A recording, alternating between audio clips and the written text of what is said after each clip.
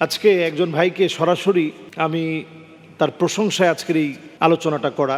আমরা অনেক সময় মানুষের ভালো দিকগুলোর প্রশংসা করতে জানি না। আমাদের দেশের খুব অল্প সময়, একেবারে রাতারাতি বলতে গেলে, একজন র্যাপার তার গানের মধ্যে দেশের বাস্তবতা ফুটিয়ে তোলার কারণে খুব বেশি ফেমাস হয়ে যায় একেবারে রাতারাতি।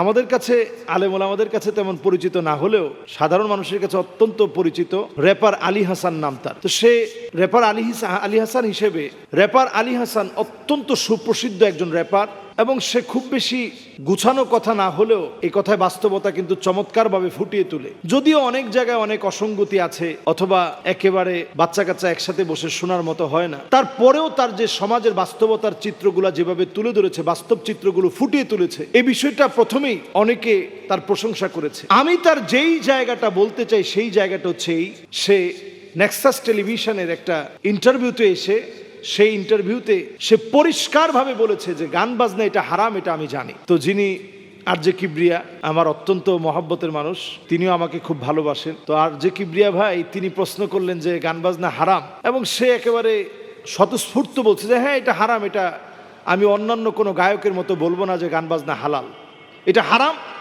হারাম তো হারামি, এটা স্পষ্ট, হারাম তো হারামি। সে হয়তো জানে না সে যে কথাটা বলছে কত দামি কথা বলছে। হারাম তো হারামি, হারাম স্পষ্ট।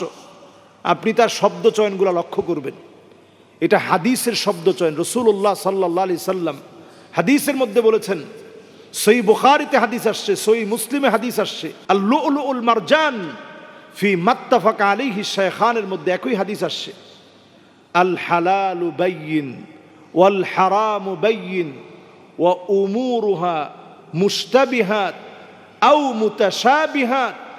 আল হালালু বাইয়িন ওয়াল হারামু বাইয়িন।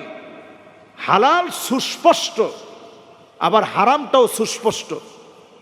তো সে সেই কথাই বলছে যে হারামটা একেবারে স্পষ্ট, গান বাজনা হারাম, এটা কোনোভাবে আমি এটাকে হালাল মনে করি না। তো আরজে কিবরিয়া উনি প্রশ্ন করার আগেই সে নিজে উত্তর দিচ্ছে, যেহেতু এটা হারাম, এই টাকা দিয়ে আমি বাজারঘাট করি না, আমি বাজার করি আমার হালাল উপার্জন দিয়ে। যেহেতু গান বাজনাটা হারাম, এটা দিয়ে যে উপার্জিত টাকা পয়সাগুলো আসে, আমি এটা দিয়ে 3 তলা একটা বাড়ি করতেছি। তো এই জায়গায় ওনাকে আমি প্রথমে প্রশংসা করার পর এই জায়গায় বলবো যে ভাই, কাসবুর রজুলি বিয়াদিহি, হাত দ্বারা উপার্জিত টাকা, যেটা আপনি ব্যবসা বাণিজ্য করে ইনকাম করছেন, আপনি নিজেও বলেছেন, যেটা দিয়ে আপনি বাজার করতে চান যে হালাল আমি খাবো, শুধুমাত্র আপনি হালাল খেলেন, বাসস্থানটা আপনি গড়লেন হারাম টাকা দিয়ে, আপনি হারামের মধ্যেই পড়ে যাচ্ছেন। এরপরে প্রশংসা করব ওই জায়গায় তিনি বলেছেন যে বেশি দিন আমি এই গান বাজনার মতো হারাম কাজ করতে চাই না, আর কয়েকটা সমাজের অসঙ্গতি নিয়ে আমার লেখা কিছু কাজ আছে, এগুলো করেই আমি ছেড়ে দিব। কারণ আমার স্ত্রী মাদ্রাসায় পড়ুয়া, আমার আব্বাও দিন মেনটেন করে, দিন মেনে চলে, নামাজি মানুষ, আমাকে প্রতিনিয়ত এগুলো বলে যে তুমি এগুলো ছেড়ে দাও। আমি এই প্রথম একজন গায়ককে দেখলাম যে গায়ক অকপটে স্বীকার করছে যে এটা হারাম। বাংলাদেশের অনেক নায়ক আছে, গায়ক আছে, দেখবেন আপনি সাক্ষাৎকার নিতে গেলে সে বলবে আমি তাহাজ্জুদ কখনো কাজা করি না। উনি তাহাজ্জুদ পড়েন। যদি প্রশ্ন করা হয় আপনি তাহাজ্জুদ পড়েন, আপনার কর্মকাণ্ডের সাথে তাহাজ্জুদ তো বেমানান হয়ে যাচ্ছে, তিনি বলবে এটা হচ্ছে আমার পেশা, আর ওইটা হচ্ছে আমার নেশা, ইবাদত বন্দেগী, ওটা আমার নেশা, আখিরাতের জন্য আমি করছি। আপনি দুনিয়া আখিরাত কি জিনিস আপনি বুঝেন নাই। রব্বানা আতিনা ফিদ দুনিয়া হাসানা ওয়া ফিল আখিরাতি হাসানা ওয়া কিনা আযাবান নার।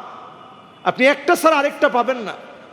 দুনিয়ার কল্যাণের পরে আখিরাতের কল্যাণ আসবে। আপনি দুনিয়ার কল্যাণ যদি না পান, আখিরাতের কল্যাণ কেমন করে আশা করবেন? দুনিয়ার জীবনে আপনি সাফল্য অর্জন করলেন, আখিরাতের জীবনে আপনি সফলতা অর্জন করলেন, আপনি সফল। জাহান্নামের আযাব থেকে আপনি মুক্তি পেলেন, আপনি সফল। সবচেয়ে বুদ্ধিমানদের দোয়া হচ্ছে রব্বানা আতিনা ফিদ দুনিয়া হাসানা ওয়া ফিল আখিরাতি হাসানা ওয়া কিনা আযাবান নার।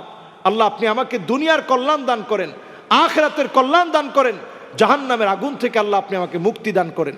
এটা সবচেয়ে বুদ্ধিমানদের দোয়া। সম্মানিত ভাইরা, এই জন্য আমরা যারা যেই কর্মে আছি, প্রত্যেকটা কর্ম, আপনি একজন ডাক্তার, আপনি একজন ইঞ্জিনিয়ার, আপনি একজন আলেম, আপনি একজন ব্যারিস্টার, আপনি যেই পদে আছেন, আপনি একজন টিচার, আপনি আপনার কাজটা মনোযোগের সঙ্গে করেন, নীতি নৈতিকতার সঙ্গে করেন, আপনি সওয়াবের অন্তর্ভুক্ত হবেন। আর যেই কাজ শুরু থেকে হারাম, মুকদ্দামাতুল হারামে হারামুন, সূচনা লগ্ন থেকে যেই কাজ হারাম, যেই কাজ মানুষকে ফাহেশার দিকে আহ্বান করে, অন্যায়ের দিকে মানুষকে ডাকে, এই কাজ আপনি নিজে যেমন ছেড়ে দিতে হবে, মানুষকেও সেই কাজ থেকে বিরত রাখতে হবে। এটা ইমানদার প্রত্যেকের দায়িত্ব।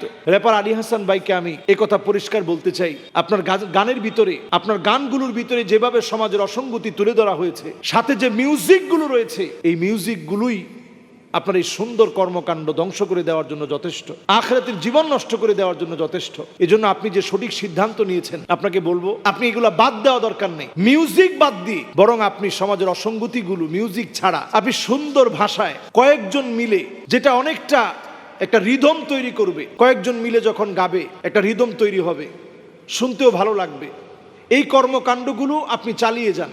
আর পাশাপাশি ইসলামের জন্য আপনি কিছু কাজ করেন।